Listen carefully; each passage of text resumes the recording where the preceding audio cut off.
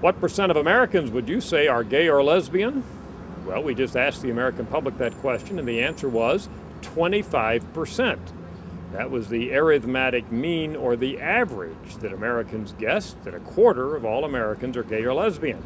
Now, we had asked this question previously in a slightly different way back in 2002. We asked separately about men and women, but at that point, Americans guessed that 21 to 22% of Americans were gay or lesbian, so we've had an uptick now of about 3 percentage points in the intervening years to the current 25% estimate.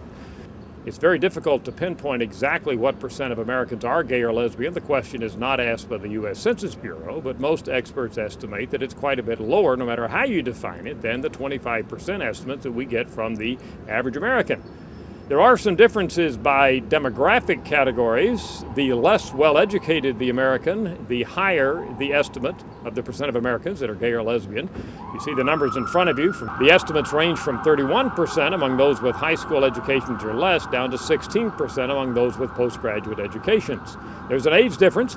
We know that younger Americans are more tolerant of gay rights, in fact, more likely to support, for example, gay marriage. And sure enough, younger Americans are estimating on average that a higher percent of Americans are gay or lesbian than the estimates from those who are older.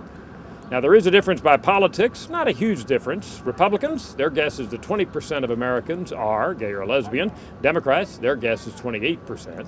And finally, there's a gender difference. This is quite interesting. Women across the country, they guessed that 30% of Americans are gay or lesbian. Men, the guess is 19%.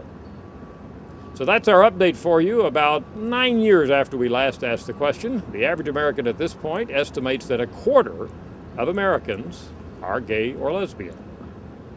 I'm Dr. Frank Newport, Gallup's Editor-in-Chief.